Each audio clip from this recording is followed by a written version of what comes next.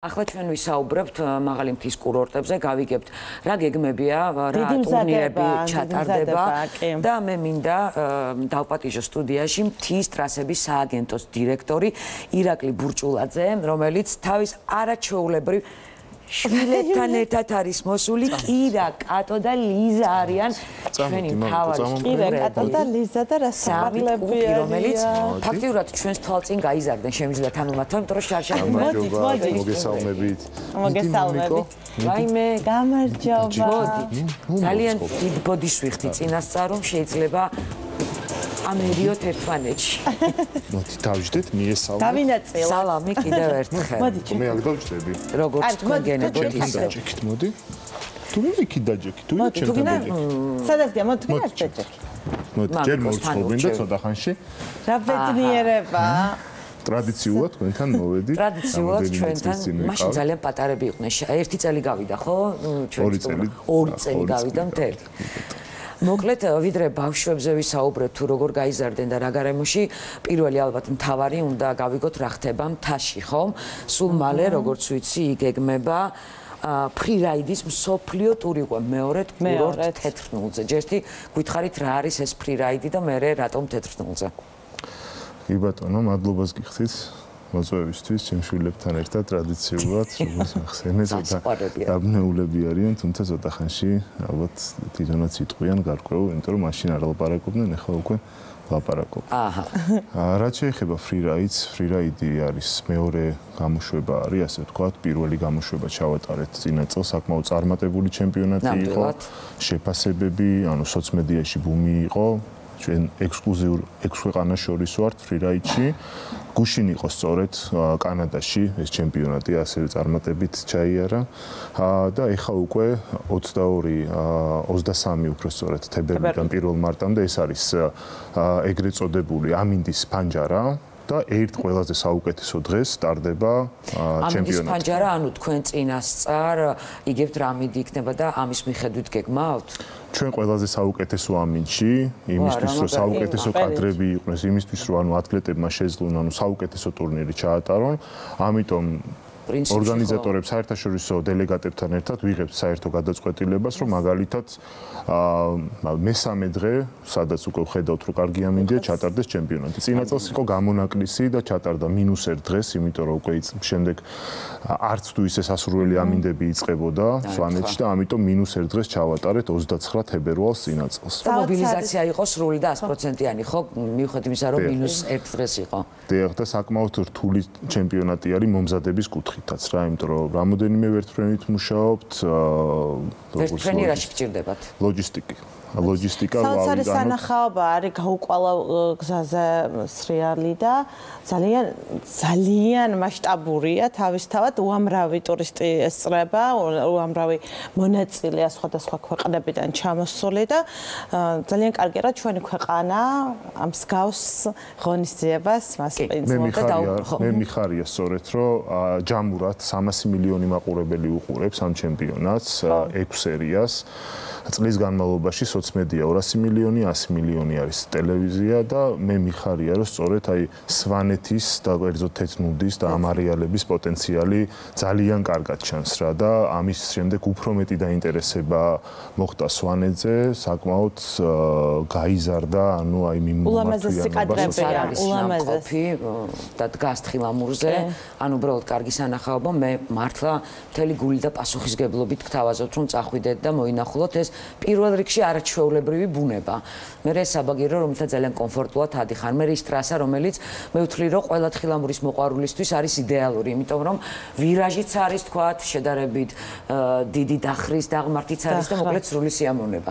რას მისცემს ეს ტურნირი ზოგადად ჩვენს ქვეყანას? ჩვენ ქვეყანას მისცემს ერთი, რომ ანუ ისე საქართველოს ინიშნება აი ამ მიმართულებით, ფრირაიდის მიმართულებით.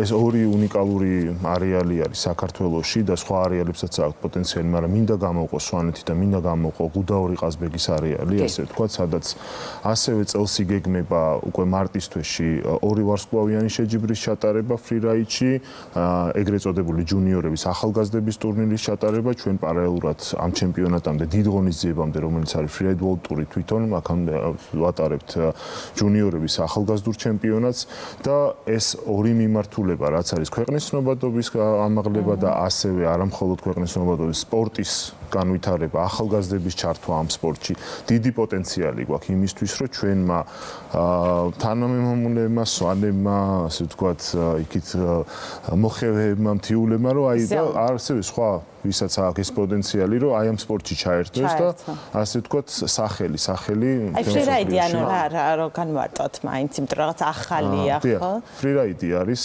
გაუყვალავს თოვლში, ანუ სრიალი, რომელიც არის ექსტრემალური, საკმაოდ ექსტრემალური სპორტი. ძალიან სასიამოვნო. ძალიან სასიამოვნო. ეს ასევე თავისუფალი სტილია, ხო? თავისუფალი სტილია. ჯოხები ჩარწობილი ტრასაზე არ არის არაფერი, ანუ ხილამურდი სნოუბორდი ანუ ყველაფერი ჩაუწიათ. ანუ ამ ტრასას ესე არ არის, რომ როგორც სხვა სოფლიო თასებზე გვაქვს, რომ ამ ტრასაზე შეუძლიათ, ესეთი რაღაცა არ ხდება.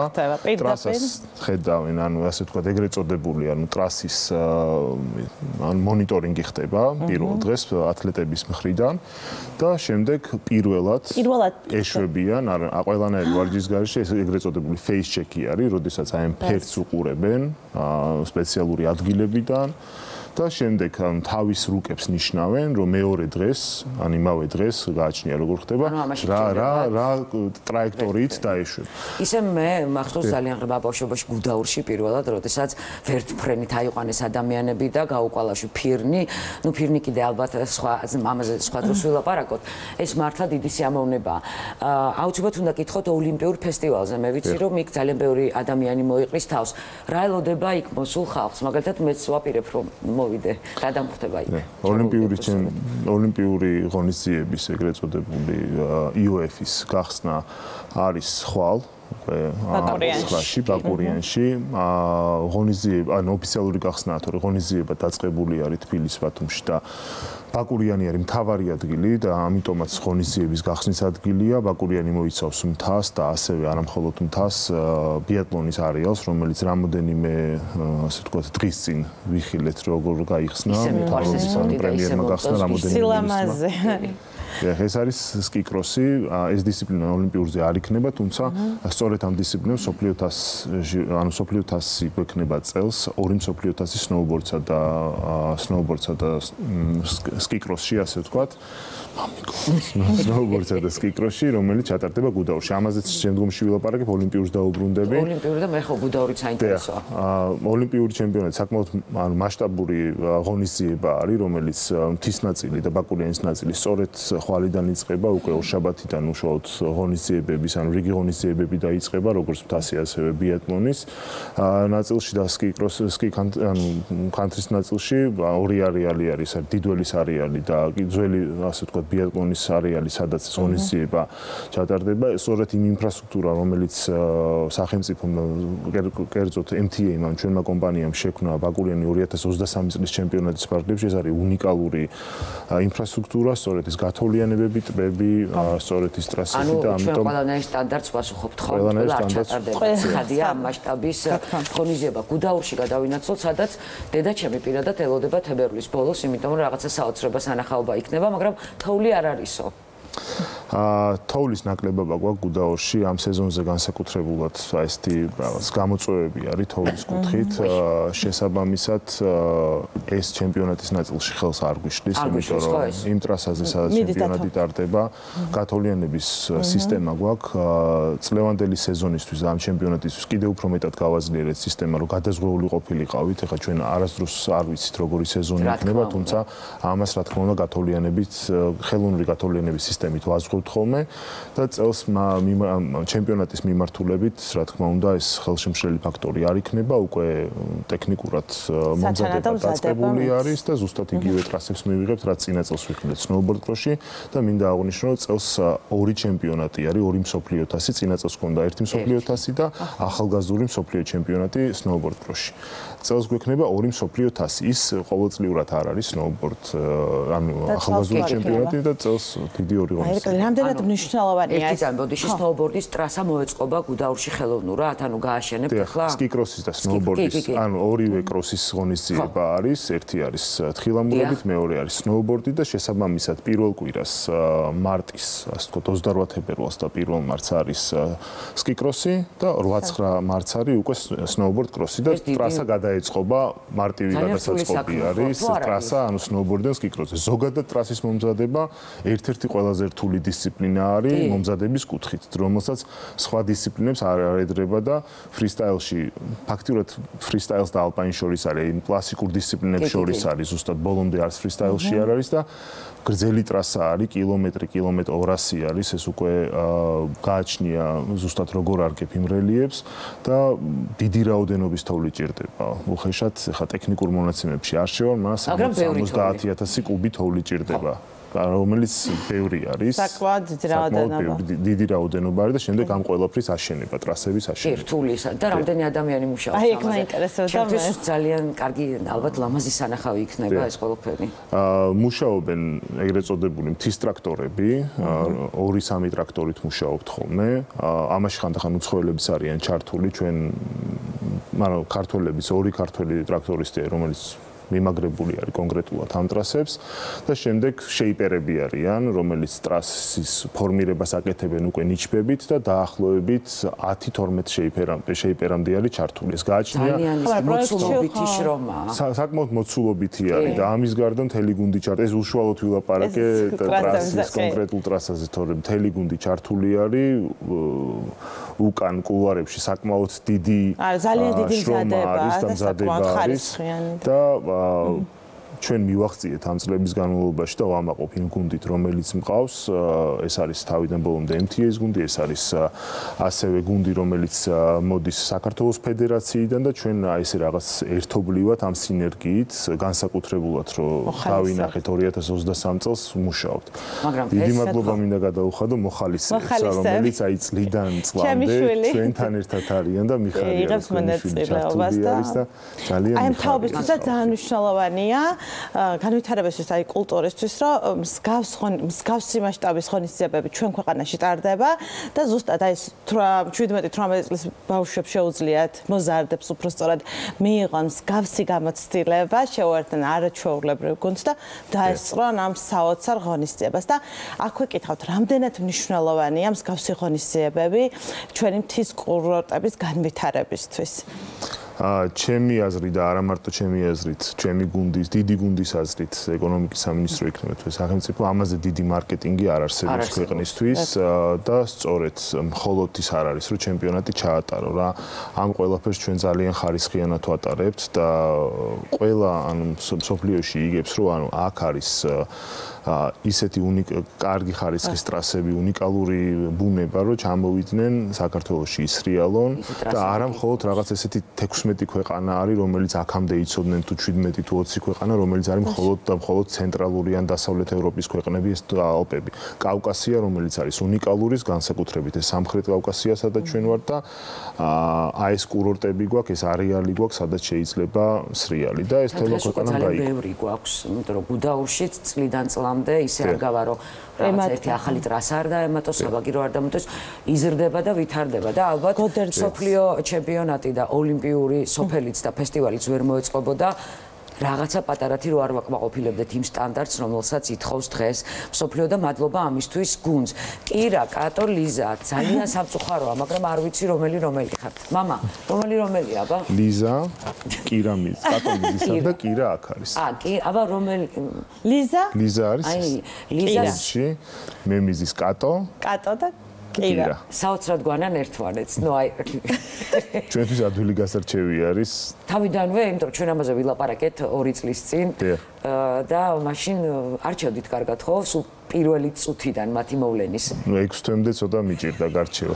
არეთ რომ ძალიან დიდი მსგავსება. ბევრი განსხვავება და ასე ვთქვათ, მე უკვე საკმაოდ განსხვავებული ასე ვთქვათ ადამიანები ან ბავშვები არიან და ერთმანეთისგან განსხვავებული და ეს ვიზუალურობა შეიძლება ერთი იყოს, თუმცა ეს ხასიათი აბსოლუტურად სხვადასხვა არის, მათი ხმა, მათი ქცევები და თუნდაც რომელი უფრო ცელქია? ეს სამივე. სამივე? ეხლა უბრალოდ ამ გარემოში რო არიან, ჩუმად არიან და ისმენენ. კლავდებით, ეზიანენ უკვე თხილამურების ბედნიერებას. წელს მინდა რომ დავაყენოს სწორედ ბაკურიანში და ემზადებიან ამისთვის. თებერვალში გვინდა დაასვლა უბრალოდ ეხლა რადგან რამდენი წლის არიან? ორ თვეში ხდება, სამ თვეში ხდებიან უკვე 4 წლის და უკვე მგონი არის 4-5 წლიდან უკვე შეიძლება რომ დავაყენოთ. დედაჩემს დიდი მადლობა რომ თავის თავზე აიღო ჩემი შვილის თხილამურზე დაყენება და პირადად დედაჩემმა ასწავლა თხილამურებზე დგომა. ვინ აიღებს თავის თავზე ლიზა კატო პირას აღზრდა თხილამურზე სპორტსკოლა?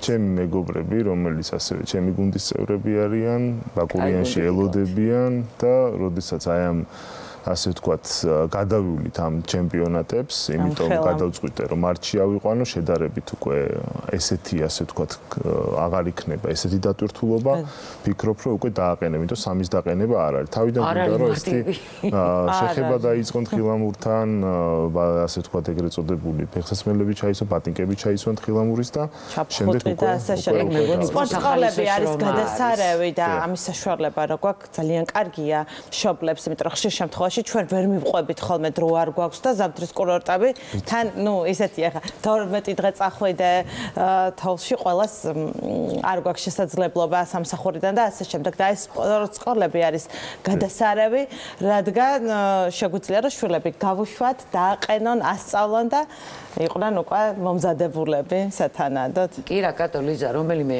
მიპასუხებ, თხილამურზე გინდათ უკვე რომ დაგაყენოს მამიკო? თუ არა ჯერ. პასუხი ესე იგი დუმილი თანხმობის ნიშანია და გადაწყდა ერთხმად. დუმილი თანხმობის ნიშანია. კარგი, მოკლედ ხვალ ბაკურიანში იწყება. შემდეგ გახსნა. ხო, მოდი კიდევ ერთხელ შეჯამების სახით დავაანონსოთ ჩვენი მაყურებლისთვის ყველა ის ტურნირი რომელიც გვექს. ეს თქვა რაღაც შევაჯამოთ კალენდრის ნაწილში და ღონისძიებები რაც გვაქვს. 9-16 თებერვალი არის ოლიმპიური ფესტივალი, ახალგაზრდული, რომელიც უკვე ხვალიდან იხსნება, ასე ბაკურიანში. და საკმაოდ მასშტაბური ღონისძიება არის. 2000 სპორტსმენი და დელეგატი ერთად ჩამოდის და ძირითადად ეს ხდება დიდველის მთაზე. გოხდა ერთი პლუს კიდე ესეთი კითხვა მაყურებელსაც რო უთხრათ სასრიალო არეალები შეიძლება გარკვეული დისკომფორტი იყოს იმისთვის რომ ჩემპიონატი ტარდება. ნუ ეხა ჩემპიონატია და ცხადია. თუმცა გოხდა და მიტარბის არეალი ღია არის. ერთადერთი ვარჯიშები იქნება მცირე რამდენიმე დღე კოხტაზე, იმიტომ რომ იქ გადავინაცვლეთ, თუმცა ესეთი ეს არეალები ღია არის დამსვენებლის ვიზიტორისთვის, ვინც ამოდის. შემდეგ მოდის უკვე ფრირაიდ ვოლტური, რომელიც როგორც ახსენე არის ფანჯარა, სწორედ ამინდის ფანჯარა 23 თებერვალი, 1 მარტი და ამასთან პარალელურად უკვე ვინაცვლებთ ჩვენ გუდაურში, სადაც 28 თებერვალი 1 მარტი არის სკიკროსის ღონისძიება, ეს ჩატარდება ახალი გუდაურის არეალში და ამას მოყვება შემდგომი კვირა, რომელიც იქნება სნოუბორდ კროსის ღონისძიება, ასევე მსოფლიო თასში, რომელიც იქნება 8-9 თებერვალს და ამით ვამდავრებთ წლევანდელ საერთაშორისო ღონისძიებებს სეზონს. ეს დავანონსებ მხოლოდ საერთაშორისო ჩემპიონატი, თუმცა შიდა ჩემპიონატები საკმაოდ ბევრი გვაქვს, რომელთაც ასე შიდაში რა იგულისხმება, ანუ რა ფედერაციის ჩემპიონატი, ალპაინის ჩემპიონატები გვაქვს, სადაც არის ეგრეთ წოდებული სლალომი, გიგანტი, ეს კლასიკური დისციპლინები, რაც გვაქვს და ეს ფედერაციის, თუმცა ჩვენი ჩართულობაც რა თქმა უნდა მაღალი არის, ასევე ფრირაიდის მიმართულებით, რომელიც არის როგორც და უკვე ვახსენე იმ მიმართულებით, რომ ორი ვარსკვლავი ჩავატაროთ, ახალგაზრდებს ხელი შეუწყოთ იმისთვის, რომ მეტად განვითარდნენ, მეტი ახალგაზრდა ჩაერთოს. აი, ასაკობრივი კატეგორია მაინტერესებს, რა ასაკამდე შეუძლიათ მიიღონ მონაწილეობა ნანიკოს დედის მაგალითად, რომელიც არაჩვეულებრივად სრიალებს და მთელი სეზონი გუდაურში. სპორტსმენი ვიყავი ისეთი. აი, აქტიური სპორტსმენი. აი, მაინტერესებს თუ რა კრიტერიუმებით შიდა ტურნირებს გულისხმობთ. აბსოლუტურად ყველა ტურნირი განსხვავებული არის კატეგორიით, თუმცა ეს რაღაცა 14, 15, 16 წლის ასაკი არის, შეიძლება უფრო პატარა ასაკში იყოს ანუ ტურნირი, მაგრამ ძირითადად აი ესე უფრო ახალგაზრდული მოზრდილი. საკმაოდ ახალგაზრდული არის. შემდეგ უკვე დიდ სპორტში რომ მიდიან უკვე 18-19. და მე არის კიდე სამოყვარულო ძალიან ბევრი შეჯიბრი ეს შეიძლება არ ეხება თქვენს, მაგრამ ეს ხება ყველა შეჯიბრში ჩართული. სახელობის შეჯიბრი დედაჩემმა მეორე ადგილი აიღო და გადაგონია უკვე. ხო, აუცილებლად უნდა ჩართულები ვიყავით, თუმცა ორგანიზატორები არ ვართ შემთხვევაში, მაგრამ ჩვენ კურორტზე სტარტება ის რომ ეხლა ტრასებს ჩვენს გარდა ვერავინ ვერ მოამზადებთ, ტრასების ასე ვთქვათ ფორმირებას, ტრასების დაამონიშნოს ვერავინ ვერ გააკეთებს მარკირებას. ნუ ჩვენ ყველა ჩემპიონატში ჩართული ვარ და არა მხოლოდ იმ კუთხით რომ ჩვენ ტექნიკურად ტრასები მოამზადოთ, არამედ ვცდილობთ რომ ასე მარკეტინგის გუნდი რომელიც გააქტიურებული არის ეს ჩაერთოს გარკვეული საპრიზო ნაწილში ჩავერთოთ და ასე შემდეგ. თეზოს თასი მოდის რომელიც საკმაოდ მნიშვნელოვანი არის 15 თებერვალს და ბევრი ღონისძიება გვაქვს. ბატონფიას თასიც არის მაისისთვის ძალიან ბევრი ადამიანი დავკარგეთ ჩვენ ამ წლების განმავლობაში და მიხარია რომ მეტნაკლებად ყველას გახსენება ტურნირებით შეგვიძლია და მარკეტინგი ახსენეთ. მე დარწმუნებული ვარ რომ ეს სამი ღონისძიება რომელზეც დღეს ჩვენ აქ ვილაპარაკეთ საერთაშორისოზე ძალიან დიდი გამოხმაურება აქვს და ბევრი არაქართული მედია აშუქებს საქართველოს ამბებს. ეს მე მგონი ძალიან კარგია ხო ამ ყველაფრისთვის და ჩვენი ქვეყნისთვის პირველ რიგში საჩუქდება ეს ამბები. ნუ პირველ რიგში შუქდება ევრო სპორტზე, რომელიც ნუ საკმაოდ დიდი პლატფორმა არის და ამაზე დიდი პლატფორმა სხვადასხვა ქვეყნებში. ESPN-ი ასე ვთქვათ, ცნობილი ასე ვთქვათ სპორტული პლატფორმა. გაზეთები, ასე ვთქვათ, ონლაინ გაზეთები. დღეს ახლა უკვე ონლაინის ერა არის ხომ და საკმაოდ ბევრი ესეთი რაღაცა ონლაინ მედიაში და სოციმედიაში ეს ყველაფერი შუქდება და ძალიან ხშირად შემხვედრია, ხანდახან არ ცოლოდები ხოლმე ლონდონში ვიყავით გამოფენაზე და უბრალოდ ესეთი ჟურნალი მოგცეს, სადაც პირველ გვერდზე Snow მაგაზინი არის, ესეთი ცნობილი და პირველ გვერდზე მესტიის სურათი იყო ფრირაიდის, რომელსაც ესე ვიცოდი რომ უნდა ყოფილიყო ეს, მაგრამ არ ველოდებოდი რომ აი ესე ზუსტად შეხვდა და რომ დავხედე გვერდს, ნუ რაღაცა გაკვირვებული უყურებდი ჯერ, მე რო გადავცვალე, შიგნით საკმაოდ დიდი ან მოცულობითი სტატია ქონდა დათმობილი საქართველოს სწორედ გასტრონომიას, სწორედ ანუ ეს ღონისძიებების ნაწილს და ასე შემდეგ. ხო, იმიტომ რომ ამ ღონისძიებას მართლა მოყვება ჩვენი მთის ყველაზე დიდი კულტურა, იქაური გასტრონომია, მოკლედ ძალიან ბევრი რამ. ფაქტია, რომ ძალიან სწრაფად და კარგად ვითარდება ჩვენი მთის კურორტები, ცოტა ამინდი არ გვიწყობს ხელს, მაგრამ დარწმუნებული ვარ, რომ შემოbrunდება ალბათ ჩვენსკენ ფორტუნა და ისევ იქნება გათოვლიანებული ჩვენი მთები, როგორც ადრე იყო და როგორც გვინდოდა. კიდევ ერთხელ მადლობა ლიზა, კატო და კირა. კირა. დავიმახსოვრეთ. ძალიან ლამაზი გოგონები ხართ და ძალიან ჭკვიანები. დარწმუნებული ვარ, წელს რომ მოხვალთ უკვე თქვენ თვითონ მოყვებით რა კარგი ეს დაკვირვებული ბავშვები არიან და გონიერები რა კი მადლობა მოკლედ დიდი მადლობა კიდევ ერთხელ თქვენ გიგირჩევთ თუ ვერ დაიმახსოვრეთ რა დღეებში რა რეგიონში რა ტარდება გადაახვიეთ ჩვენი გადაცემა და ეს სტუმრად მთის კურორტს სოციალურ ქსელში საკმაოდ დიდი ინფორმაცია კამპანია ამ შესახებ და შეგიძლიათ მოკლედ ნებისმიერ სოციალურ ქსელში გაეცნოთ ინფორმაციას და ძალიან დიდი მადლობა სტუმრობისთვის არაჩვეულებრივი ღონისძიებისთვის რომელიც არის ძალიან კარგად მომზადებული და მობილიზებული და ფაქტია რომ ჩვენს ქვეყანაში იმართება ჩვენ კი რეკლამაზე გავდივართ და რეკლამის შემდეგ ძალიან საინტერესო თემით დაგიბრუნდებით მადლობა დიდი